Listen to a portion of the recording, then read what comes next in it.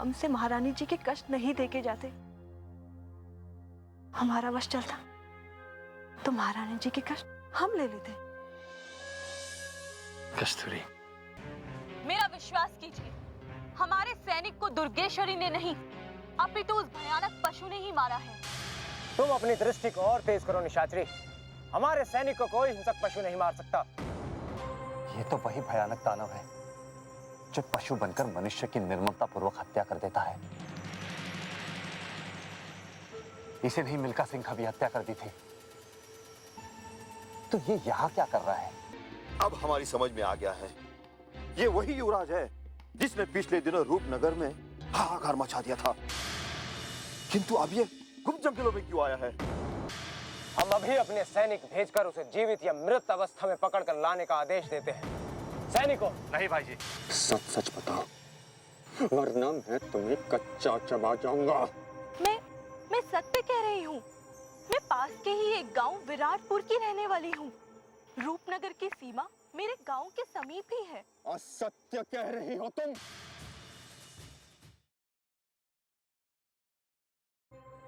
अगर तुम रूपनगर की रहने वाली होती तो रूपनगर का पथ कभी नहीं भूलती। मेरे साथ छल कर रही हो। जिस भी मनुष्य ने मेरे साथ छल करने की कोशिश की है, मैंने उसे जिंदा नहीं छोड़ा है। मैं तुम्हें जिंदा नहीं छोड़ूंगा।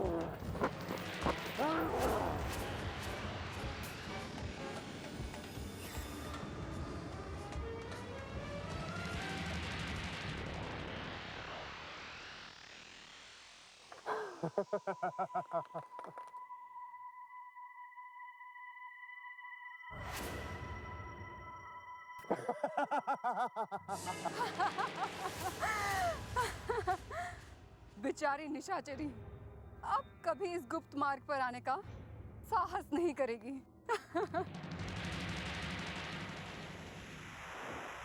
निशाचरी, तुम इस तरह घबराई हुई कहाँ भागी चली जा रही हो? हुजूर, अभी अभी मेरी भेंट उस युवराज से हुई जो मनुष्य से पशु बनकर लोगों पर आक्रमण करता है। क्या वो वन मनुष्य तुम्हें कहाँ मिल गया? समझ में नहीं आता इस दानव के और कितने रूप हैं। वो कोई साधारण मनुष्य नहीं है भाई जी। हमने ये आपसे पहले भी कहा था, वो एक असाधारण शक्ति है। आप ठीक कह रहे हैं हुजूर। वो विचित्र मानव बहुत ही अधिक शक्तिशाली है। उसने मुझे देखते ही मुझ पर आक्रमण कर दिया। यदि मैं अपने प्राण बचाकर नहीं भागती तो आज मेरी मृत्यु निश्चित थी। समस्या अति गंभीर है। हम डाकू दुर्गेश्वरी को पकड़ने की योजना बना रहे हैं, किंतु बीच में ये विचित्र मनुष्य पता नहीं कहां से आ गया। हम दोनों तरफ से फंस गए। समझ में नहीं आता हम क्या करें और क्या ना करें। भाई जी, यदि आप हमारी बात माने तो उस पशु से दूर रहने में ही हमारी भलाई है। उसे हम अपने पथ पर जाने देते हैं और हम अपना मार्ग पकड़कर दुर्गेश्वरी को खोजते हैं। नहीं परमवीर, दुर्गेश्वरी तो एक साधारण सी महिला डाकू है, उससे तो कभी भी निपटा जा सकता है। किंतु ये पशु मायावी है और हमें किसी भी हाल में इसे अपने वश में करना होगा। इस कार्य के लिए आपने राजवीर और नागराज को लगा दिया है भाई जी। वो दोनों उस पशु को खोज ही लेंगे और हम दुर्गेश्वरी की खोज में चलते हैं। कहीं ऐसा ना हो कि वो रूपनगर के महल पहुंच जाए और हम इस जंगल में हाथ पे हाथ धरे बैठे रहें। हुजूर ठीक कह रहे हैं। मंत्रीवर, यदि हमारे पीछे डाकू दुर्गेश्वरी ने हमारे कारागार से सूर्य प्रताप सिंह को छुड़ा दिया तो बहुत ही बड़ा अनर्थ हो जाएगा। ऐसा कदापि नहीं हो सकता, क्योंकि हमारे हजारों सैनिक हमारी कारागार पर पहरा दे रहे हैं। यदि दुर्गेश्वरी ने वहां पहुंचने की भूल भी की तो वो वहां से कभी जीवित लौट कर नहीं आ पाएगी। एक बार फिर से अपने निर्णय पर विचार कीजिए भाई जी, क्योंकि हम इस समय भारी संकट से गुजर रहे हैं। हमने निर्णय ले लिया है परमवीर। सर्वप्रथम हम उस अद्भुत शक्ति को अपने वश में करना चाहते हैं जिसने हमारे सैनिक को मारा है, जिसने तुम्हें निशाचरी और महाबली लोहा सिंह को भी भागने पर विवश कर दिया। यहाँ से वापस जाकर हम योजना बनाना चाहते हैं कि उसे अपने वश में कैसे किया जाए।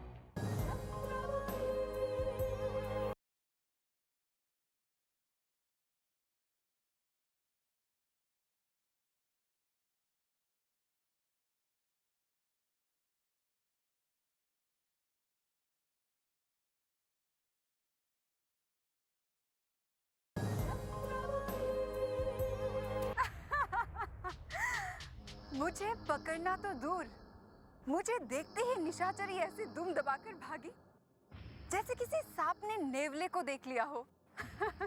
बेचारी निशाचरी, वो समझ नहीं पाई कि जिसे वो पशु युवराज समझ रही है वो मैं थी। शाबाश मंदरा, तुमने सिद्ध कर दिखाया कि मंत्रीवर की उस मायावी निशाचरी का तुम तोड़ हो। अब हम चिंता मुक्त हो गए। तुम्हारे होते हुए हमारा कोई भी भेद वो जान नहीं सकती। मंत्रीवर को अपनी उस निशाचरी की मायावी शक्तियों पर बहुत अभिमान, बहुत अभिमान। तुमने उस निशाचरी को मूर्ख बनाकर मंत्रीवर के अभिमान को चूर चूर कर दिया है मंदरा। अब देखते हैं महामहिम, अब देखते हैं कि वो अपनी उस निशाचरी से अपने मनचाहे कार्य कैसे पूर्ण करवाते हैं। आप चिंता मत कीजिए हुजूर, और देखते रहिए। जैसे ही अनुकूल समय आएगा मैं उस निशाचरी को रूपनगर के मायावी जंगलों से बाहर कर दूंगी। तुम्हारी सफलता को देखने के बाद हमें पूर्ण विश्वास हो गया है कि रूपनगर के इन जंगलों में रूपनगर की कोई भी शक्ति तुम्हारी बराबरी नहीं कर सकती। कुछ ही समय पश्चात इन मायावी जंगलों में तुम्हारा राज होगा। किंतु भविष्य में भी तुम्हें अपने मायावी चमत्कार इसी तरह दिखाते रहने होंगे मंदरा, ताकि मंत्रीवर की मायावी शक्तियों पर अंकुश लगा रहे। तुम ऐसे ही कार्य करते रहो और जंगल में उस मनुष्य बने पशु का भय दिखाते रहो।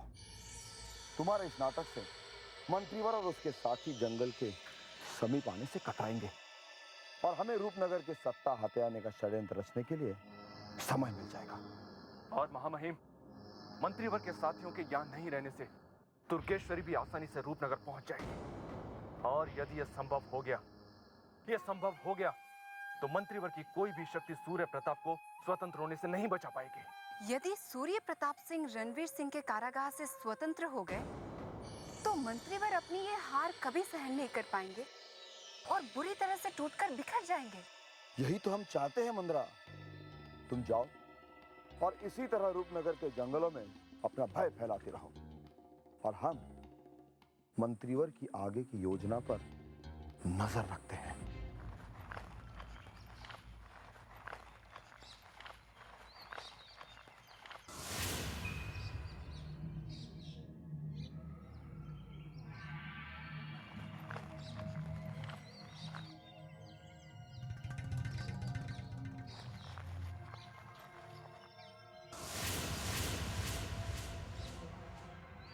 मंत्रीवर, मंत्रीवर बचाइए, मंत्रीवर, मंत्रीवर हमें बचाइए, मंत्रीवर बचाओ, मंत्रीवर, मंत्रीवर बचाओ, मंत्रीवर बचाइए, मंत्रीवर बचाइए। क्या हुआ नागराज, तुम इतने भयभीत क्यों दिख रहे हो? मंत्रीवर, वो पशु, उस पशु ने अचानक हम दोनों पर आक्रमण कर दिया। मंत्रीवर, उसे हम मनुष्य समझकर पकड़ने गए, किंतु देखते देखते वो पशु में बदल गया और हम पर ही झपट पड़ा। मंत्रीवर, मैंने अपने जीवन में इतना भयानक और इतना हिंसक पशु कभी नहीं देखा। पता नहीं किस लोक से आया है वो। मंत्रीवर, हमारा कोई भी अस्त्र शस्त्र उस पर काम नहीं कर पाया। मैं तो पूरे विश्वास के साथ कह सकता हूँ कि हमारा कोई भी योद्धा उस पशु के साथ मुकाबला नहीं कर सकता। महामहिम एकदम सत्य कह रहे हैं मंत्रीवर। मैंने स्वयं अपने नेत्रों से देखा है कि महामहिम ने जब उस पशु को ललकार कर उस पर आक्रमण किया तो उस पशु ने महामहिम जैसे भीम का योद्धा को एक तिनके के समान उछालकर फेंक दिया। मंत्रीवर, महामहिम की उस पशु के सामने एक नहीं चली, एक। मंत्रीवर, रूपनगर के इन जंगलों में हम पहली बार किसी से परास्त हुए हैं और इसका हमें सदैव पश्चाताप रहेगा। मंत्रीवर, मुझे तो यमराज का साक्षात रूप लगता है। मुझे तो भय मंत्रीवर, कहीं वो पशु हमारा पीछा करते करते यहाँ तक ना आ जाए। हमें शीघ्र से शीघ्र ये जंगल छोड़कर निकल जाना चाहिए मंत्रीवर। बस करो नागराज, कैसी कायरों की भांति बातें कर रहे हो तुम दोनों। यदि हम उस पशु से बचकर यहाँ से चले गए तो दुर्गेश्वरी को गुप्त मार्ग से हमारे कारावास तक पहुँचने का अवसर मिल जाएगा। इसलिए हमें उस पशु की दृष्टि से बचते हुए दुर्गेश्वरी और उसके ग्रोह पर निगाह रखनी होगी। नहीं भाई जी, हम उस पशु की दृष्टि से बचकर नहीं निकल सकते हैं, क्योंकि उसके पास कोई दिव्य दृष्टि है। यदि हमने दुर्गेश्वरी और उस पशु का सामना एक साथ किया तो हमारी पराजय भी हो सकती है। यदि हम पराजित हो गए तो हमारा रूपनगर पर राज करने का सपना अधूरा ही रह जाएगा मंत्रीवर। इसीलिए कोई ऐसी युक्ति निकालिए जिससे सांप भी मर जाए और लाठी भी ना टूटे।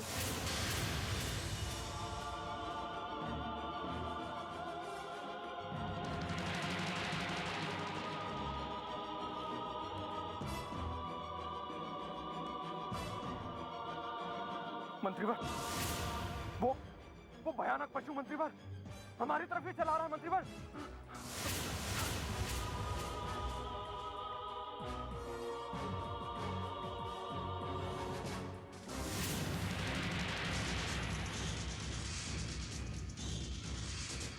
अब मंत्रीवर भाग्य नहीं तो वो हमारे प्राण छीन लेगा।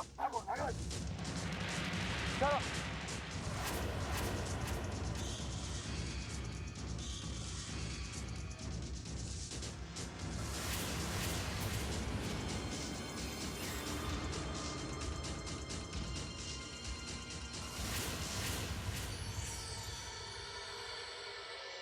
पशु का आतंक कुछ ज्यादा ही बढ़ गया है। अब हमें इसका अंत करना ही होगा। आप सत्य कह रहे मंत्रीवर, जिस पशु ने आप जैसे वीर योद्धा को भागने पर विवश कर दिया, उसका अंत होना अति आवश्यक है।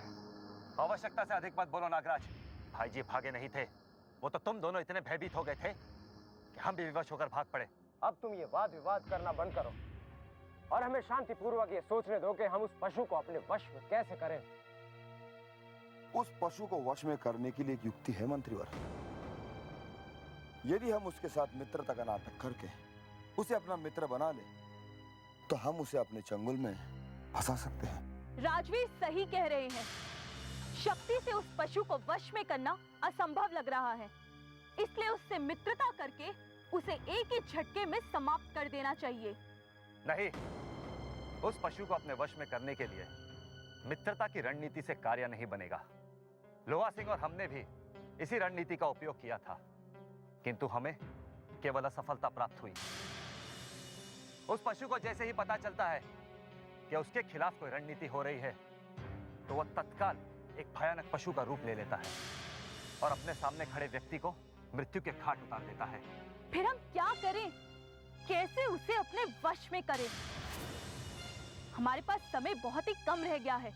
यदि हम इसी तरह हाथ पे हाथ धरे बैठे रहे तो वो एक एक करके हमारे कई सैनिकों को मार डालेगा।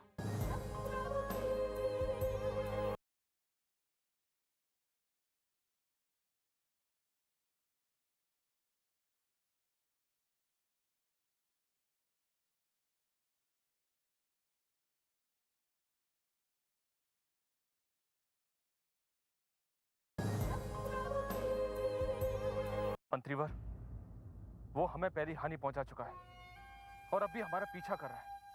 हमें कैसे भी और किसी भी परिस्थिति में उस पशु को वश में करना होगा, अन्यथा डाकू दुर्गेश्वरी हमें चकमा देकर रूपनगर में कभी भी प्रवेश कर सकती है। डाकू दुर्गेश्वरी हमारे जीते जी कदापि रूपनगर में प्रवेश नहीं कर सकती, किंतु इस समय हमें उस पशु को अपने वश में करना है। इसलिए उसे वश में करने के लिए हमें योजना बनाने दो और हमें अकेला छोड़ दो। हमें आदेश दीजिए मंत्रीवर कि अब हमें क्या करना चाहिए। तुम नागराज के साथ उसी स्थान पर चले जाओ जहां हमने तुम्हें नियुक्त किया था। हम अपना डेरा यहीं डालेंगे। हम पूर्व निर्धारित रणनीति के अनुसार ही आगे बढ़ेंगे। राजवीर, अब तुम देर मत करो, क्योंकि यहाँ किसी भी क्षण कुछ भी हो सकता है। जो आज्ञा मंत्रीवर। चलो नागराज।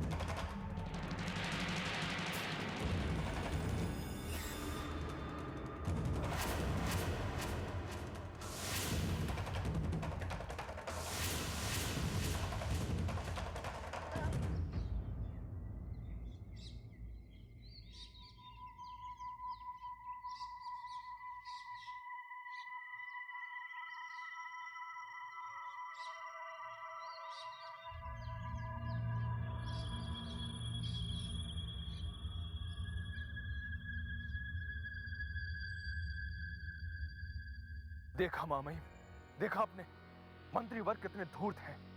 वो स्वयं अपने भाई के साथ उस स्थान पर रुके हुए जहां उस पशु के आने का कोई भय नहीं है, और हमें वहां पर भेज दिया जहां संकट ही संकट है। यही तो राजनीति है नागराज। बड़े बड़े राजा महाराजा इसी कूटनीति को अपनाकर अपना राजपाट संभाले हुए हैं। वो स्वयं तो महल में सुरक्षित है और अपने सेनापति और अधिकारियों को संकट के मुंह में ढकेल दे। आप सत्य कह रहे हैं मामई, बिल्कुल सत्य कह रहे हैं आप। अब हमारे रूपनगर के महाराज और चंद्रमुखी जी को ही देख लीजिए, वो दोनों वर्षों से महल से बाहर नहीं निकले हैं, किंतु रूपनगर की प्रजा उन्हें ही अपना भाग्य विधाता मानती है।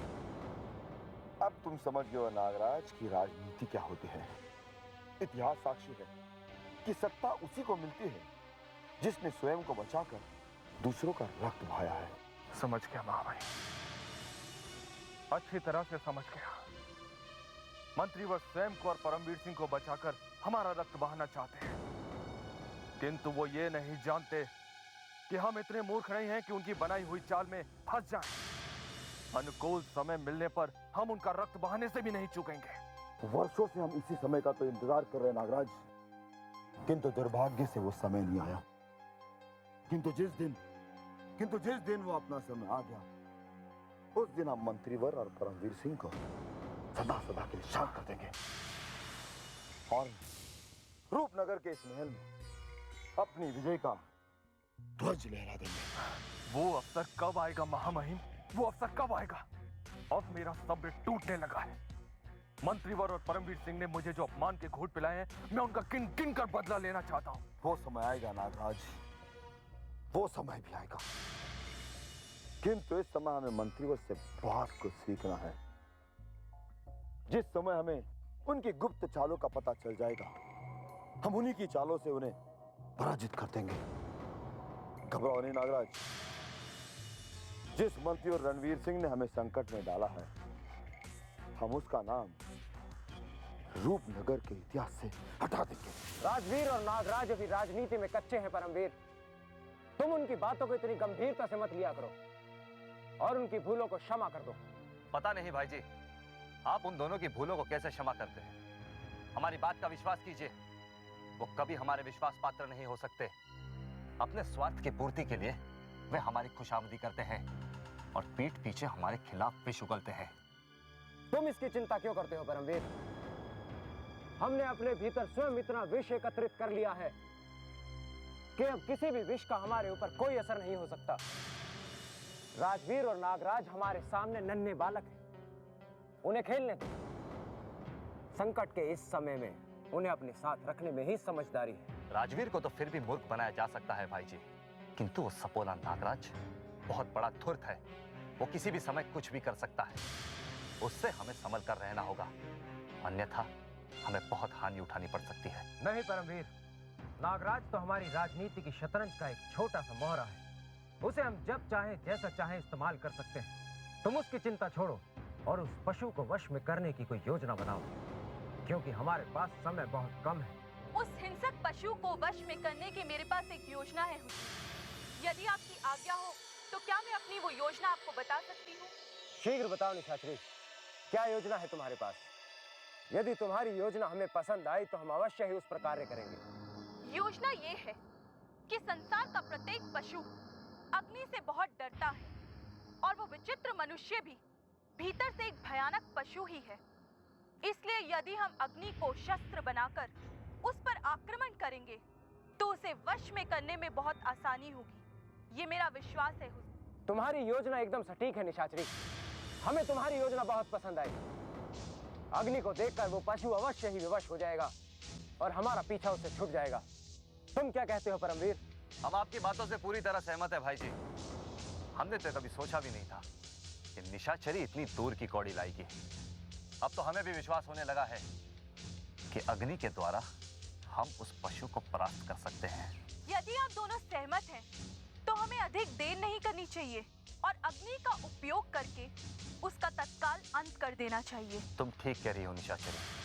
हम और भाई जी मंत्रणा करके उस भयानक पशु को अग्नि के द्वारा परास्त करने की कोई योजना बनाते हैं। तब तक तुम रूपनगर के इस भयानक जंगल में पता करो कि वो पशु कहाँ विचरण कर रहा है। जो आज्ञा हुजूर। मैं अभी उस पशु का पता लगा कर आती हूँ।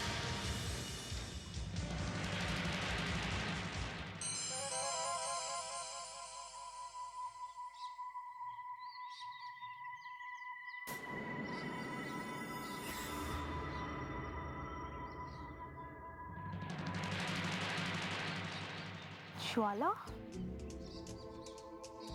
इस गुप्त जंगल में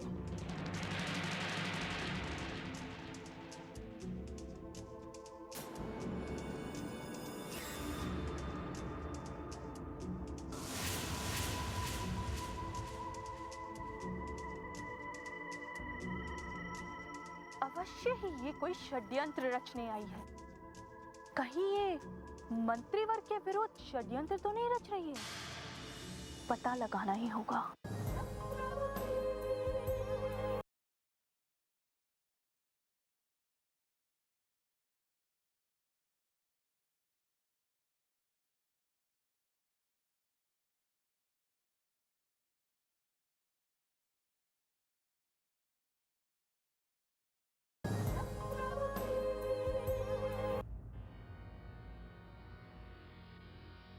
अवश्य ही ये कोई षड्यंत्र रचने आई है। कहीं ये मंत्रीवर्ग के विरुद्ध षड्यंत्र तो नहीं रच रही है? पता लगाना ही होगा।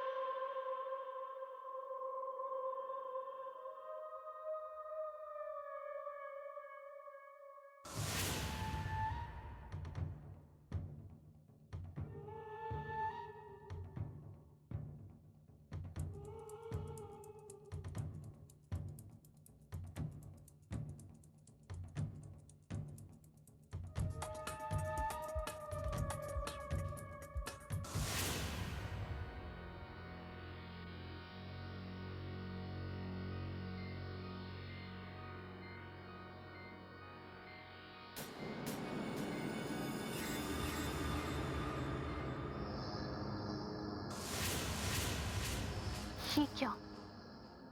ज्वाला राजवीर और नागराज से मिलने आई है। मेरा अनुमान सही निकला था। राजवीर और नागराज के साथ मिलकर ज्वाला अवश्य ही मंत्रीवर्ग के विरुद्ध कोई षड्यंत्र रच रही है। महामहिम, ज्वाला, तुम अचानक यहाँ इस भयानक जंगल में क्या कर रही हो? हम आपसे भेंट करने आए हैं महामहिम। क्या आपको हमारा यहाँ आना अच्छा नहीं लगा? नहीं नहीं ज्वाला, ऐसी कोई बात नहीं है। तुम नहीं जानती, इस जंगल में एक भयानक मनुष्य आया हुआ है जो पशु के रूप में किसी पर भी आक्रमण कर देता है। तो क्या हुआ? हम जानते हैं कि ऐसा कोई विचित्र प्राणी रूपनगर के जंगलों में भ्रमण कर रहा है। ये तुम कैसे जानती हो ज्वाला? रूपनगर के जंगलों में हो रही इस विचित्र घटना का पता तुम्हें महल में बैठे बैठे कैसे चल गया? ज्वाला चाहे जहाँ भी रहे, उसे रूपनगर और रूपनगर के जंगलों में हो रही सभी घटनाओं का पता रहता है। वैसे इस दुर्घटना के बारे में हमें रणवीर सिंह के सैनिकों से पता चला। मंत्रीवर्ग के सैनिकों से पता चला? किंतु कैसे? रणवीर सिंह के सैनिक जो मिल्खा सिंह के शव को रूपनगर लाए थे, हमने उनसे सब कुछ पता कर लिया है। हमें शर्म आती है कि महायोद्धा रणवीर सिंह और परमवीर सिंह एक सैनिक को नहीं बचा सके। अपने सैनिक को खोने के पश्चात वे दोनों कहाँ छिपे बैठे हैं? टांकू दुर्गेश्वरी पर दृष्टि रखने और उसे पकड़ने के लिए वो दोनों यहाँ से कुछ ही दूरी पर अपना डेरा डाले हुए हैं। नहीं, दुर्गेश्वरी पर दृष्टि रखने के बहाने से मंत्रीवर उस वन मानुष से अपने प्राण बचाना चाहते हैं। लगता है मंत्रीवर्ग के विरुद्ध ज्वाला पूरी तरह से बगावत कर बैठी है, इसीलिए वो उनके खिलाफ इतना विष उगल रही है। अब मंत्रीवर्ग का कोई भय नहीं रहा है ज्वाला को। हमने महल में आपको जो प्रस्ताव दिया था, उस पर विचार करके यदि आपने हमसे हाथ मिला लिया तो हम दोनों मिलकर रूपनगर की काया पलट सकते हैं। किंतु एक बात याद रहे महामहिम, इस योजना को पूर्ण करने में आप वही करेंगे जो हम आपसे कहेंगे। तुम चिंता मत करो ज्वाला, हम वही कार्य करेंगे जिसमें हमारा लाभ होगा और मंत्री व रणवीर सिंह की हानि। ज्वाला, इस विषय में हम महल में जाकर चर्चा करेंगे। यहाँ जंगल में बातें करना व्यर्थ है। अब तुम जाओ, यदि हमें किसी ने देख लिया तो मंत्रीवर को पता चल जाएगा। ठीक है, जैसी आपकी इच्छा, किंतु आप रणवीर सिंह और उनके भाई परमवीर सिंह से सतर्क रहिएगा। चलते हैं।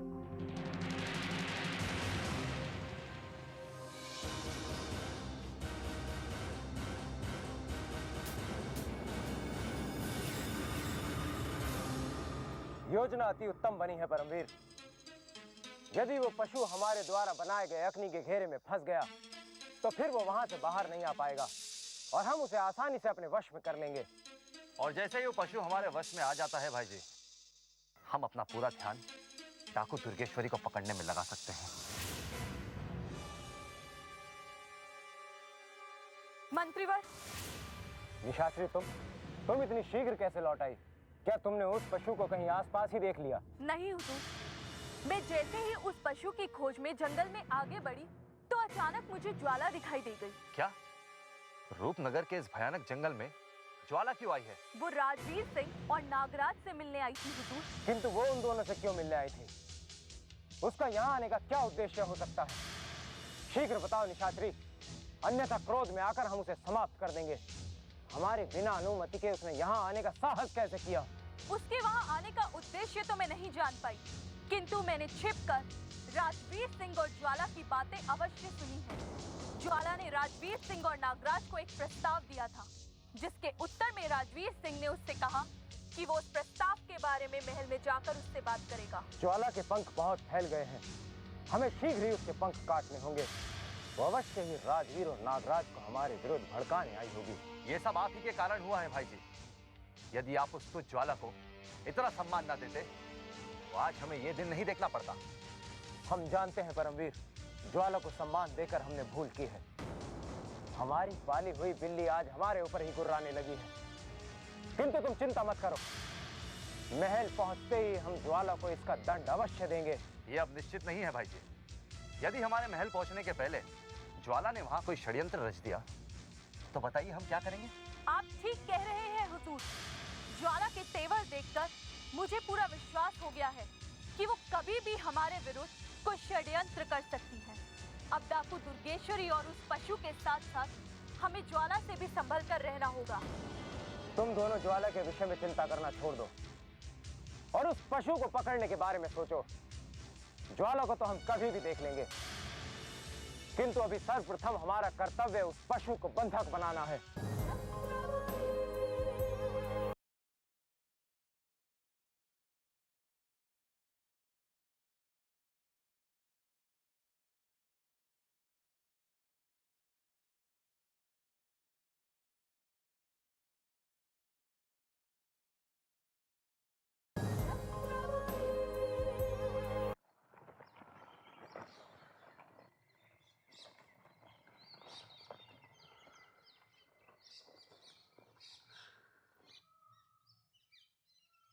कौन सा पथ कहाँ जा रहा है, कहाँ नहीं, कुछ समझ में नहीं आ रहा। पता नहीं मैं रूपनगर की ओर जा रहा हूं या रूपनगर से विपरीत। दुर्गेश्वरी और कुंवर किस पथ पर गए होंगे? किससे पूछूं? या तो कुछ दिखा भी नहीं दे रहा।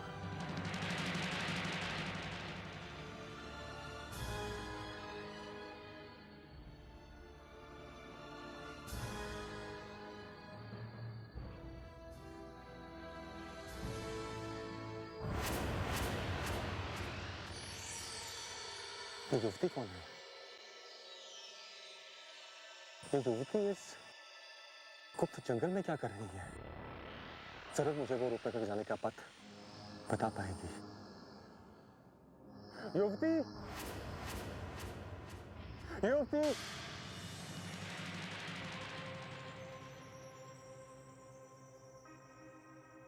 मंदरा, ये तो वही भयानक पशु है जिसका रूप धरकर तूने निशाचरी को भयभीत किया था। ये मुझे क्यों पुकार रहा है? लगता है ये अब मुझ पर आक्रमण करने वाला है। इससे पहले कि मेरा हर्ष भी मिल्खा सिंह के जैसा हो, यहाँ से भागने में ही भलाई है। युवती, युवती, युवती मेरी बात सुनो। युवती, युवती, मैं तुम्हें कोई कष्ट नहीं पहुंचाऊंगा युवती।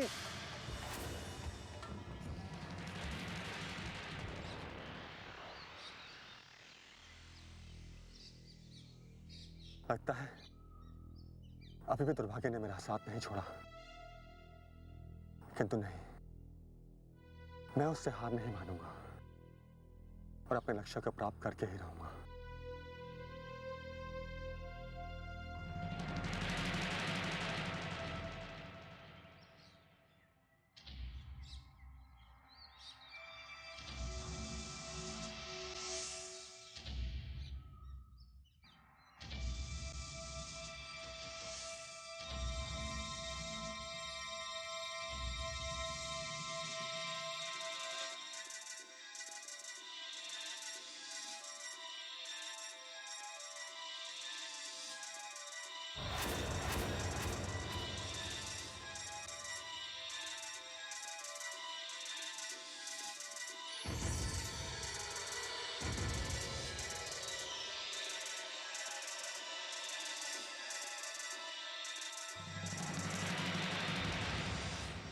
ये युवती कदाचित मेरी सहायता कर सकती है। युवती, युवती,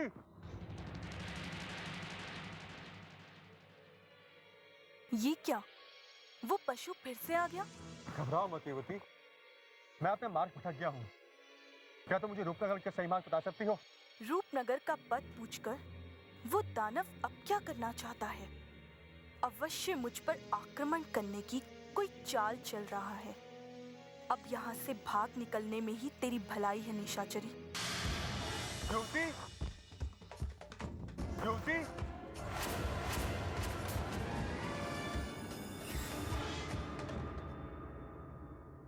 पता नहीं ये क्या हो रहा है। जो कोई मुझे देखता है वो डर कर भाग के जाता है।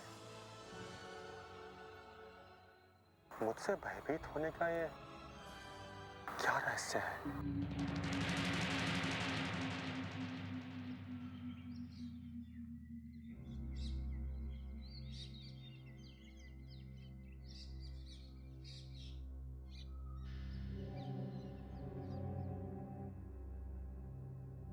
प्रणाम रूपमती जी। देर से आने के लिए क्षमा चाहता। कोई बात नहीं अभय सिंह, बताओ क्या सूचना लाए हो? सूचनाएं ही सूचनाएं हैं रूपमती जी, जिनसे प्रसन्न होकर आप मुझे मुंह मांगा पुरस्कार दे देंगे। पुरस्कार तो तुम्हें मिलेगा ही अभय सिंह, उसकी चिंता तुम मत करो। तुम हमें सूचनाएं दो और हर बार की तरह इस बार भी हम तुम्हें भरपूर पुरस्कार देंगे। रूपनगर के गुप्त जंगल में कोहराम मचा हुआ है। कोहराम रूपमती जी एक मनुष्य है जो भयानक पशु में परिवर्तित होकर किसी पर भी आक्रमण कर देता है। उसके भय ने हाहाकार मचा रखा है। हम जानते हैं, मिल्खा सिंह का शव जब रूपनगर लाया गया था, ये सूचना हमें तभी पहुंचाई गई थी। कोई नई सूचना है तो बताओ अभय सिंह, क्या इन्हीं सूचनाओं के लिए तुम भरपूर पुरस्कार चाहते हो? आप ये तो जानती हैं रूपमती जी कि भयानक पशु ने रूपनगर के जंगल में कोहराम मचा रखा है, किंतु आप ये नहीं जानती रणवीर सिंह की सारी योजनाओं पर पानी फिर गया है। इस समय रणवीर सिंह उस भयानक पशु से भयभीत होकर जंगल में इधर उधर भटक रहा है। पहले वो उस पशु को पकड़ने के लिए भटक रहा था, अब उसकी भयानकता देखने के पश्चात उसको उसमें अपनी मृत्यु दिखाई देने लगी। इसका तात्पर्य ये हुआ कि उसने अपने ध्यान दुर्गेश्वरी से हटा दिया है। ये एक अच्छी सूचना है। जी हाँ रूपमती जी, इस समय रणवीर सिंह और उसके सैनिक अपने प्राणों की रक्षा के लिए बुद्धि बल का प्रयोग कर रहे हैं। अब दुर्गेश्वरी का रूपनगर में घुसकर अपने उस युवराज के भाई को बचाना आसान हो गया है।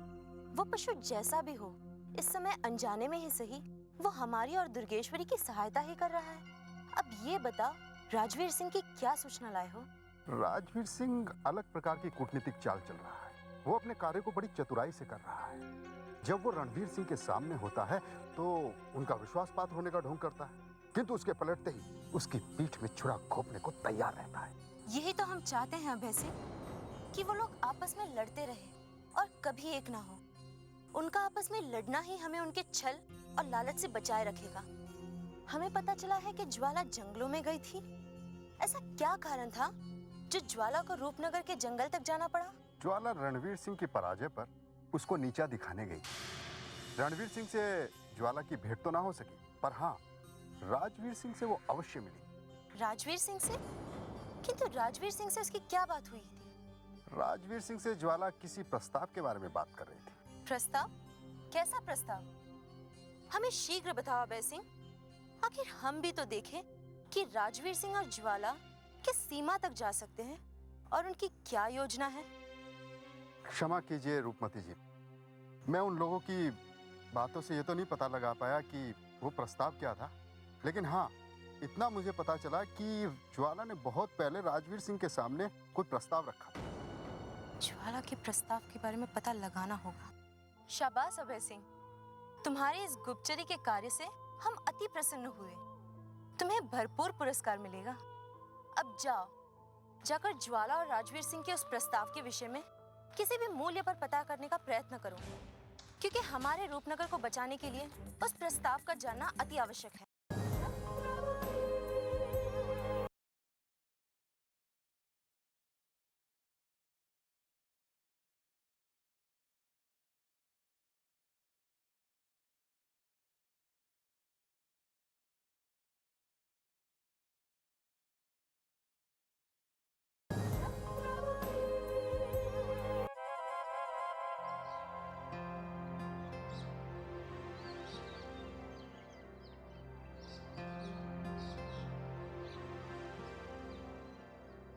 गुप्त जंगल से चली आ रही ज्वाला ये सोच रही होगी कि उसके गुप्त चालों को किसी ने नहीं देखा होगा, किंतु वो ये नहीं जानती कि हम महल में बैठे बैठे रूपनगर और रूपनगर के जंगल पर कड़ी दृष्टि रखते हैं। अब देखते हैं कि ज्वाला क्या कहती है। रूपमती, तुम? क्या बात है ज्वाला, हमें देखकर तुम इतनी चौंक क्यों गई? क्या तुमने हमें आज पहली बार देखा है? इस स्थान पर तो हमने तुम्हें पहली बार ही देखा है रूपमती। कदाचित महल में राजकुमारी चंद्रमुखी की सेवा छोड़कर तुम इस जंगल में कर क्या रही हो? यदि यही प्रश्न हम तुमसे करें तो तुम्हारा क्या उत्तर होगा ज्वाला? सुना है तुम मंत्रीवर रणवीर सिंह की चाकरी छोड़कर उनके ही शत्रुओं के साथ मित्रता करने का प्रयत्न कर रही हो। कदाचित इसी किसी कार्य को पूर्ण करने के लिए तुम गुप्त जंगल में गई थी ना? रूपमती को कैसे पता चल गया कि हम गुप्त जंगल से लौट रहे हैं? हमारे गुप्त रहस्यों का इसने कैसे पता लगाया होगा? क्या सोच रही हो ज्वाला? कहीं तुम ये तो नहीं सोच रही हो कि तुम्हारे गुप्त जंगल में जाने का रहस्य का पता हमें कैसे लग गया? व्यर्थ की बातों पर अधिक विचार हम नहीं करते हैं रूपमती। हम ये सोच रहे थे कि महल में राजकुमारी चंद्रमुखी की सेवा करते करते तुम हम पर दृष्टि क्यों रखने लगी हो? कदाचित तुम्हारे पास तो कोई कार्य है ही नहीं, इसलिए महल में खाली बैठे बैठे दूसरों पर ताक-झांक करने लगी हो तुम। जिसे तुम ताक-झांक समझ रही हो वही हमारा कर्तव्य है ज्वाला, जिसे तुम कभी नहीं समझ पाओगे। वैसे तुम्हारे गुप्त जंगलों में जाने की बात भी महल में किसी से छुपी हुई नहीं है। अच्छा, हम इन सब को छोड़ो और ये बताओ कि महामहिम राजवीर सिंह और नागराज कैसे हैं? उन्हें गुप्त जंगल में कोई कष्ट तो नहीं हो रहा है ना? रूपमती को हमारे भेद किसने बताए हैं? कुछ समझ में नहीं आ रहा। यदि तुम महामहिम और नागराज की कुशलता नहीं बताना चाहती तो कम से कम ये तो बता दो कि तुमने जो उन्हें प्रस्ताव दिया था उसका क्या हुआ? क्या महामहिम ने तुम्हारे प्रस्ताव को स्वीकार कर लिया है? राजकुमारी चंद्रमुखी से अधिक अब तुम हमारा ध्यान रखने लगी हो रूपमती। कदाचित हमारा ही कद अब इतना ऊंचा उठ गया है कि हम पर ऐसे दृष्टि रखी जा रही है। पर एक बात आज अपने कान खोलकर सुन लो रूपमती, ज्वाला को समझना तुम जैसी तुच्छ का कार्य नहीं है, चाहे जितनी भी चतुराई दिखाती फिरो। ज्वाला के मन का रहस्य कभी नहीं जान पाओगी। और हाँ, एक बात ध्यान रखना, अपना ख्याल रखो। चलते हैं। सत्य सुनकर ज्वाला के पैरों तले जमीन ही खिसक गई होगी। अब वो भीतर ही भीतर भय की अग्नि में जलती रहेगी। अब हमें शीघ्र से शीघ्र पता लगाना होगा कि मंत्रीवर रणवीर सिंह गुप्त जंगल में क्या योजना बना रहे हैं।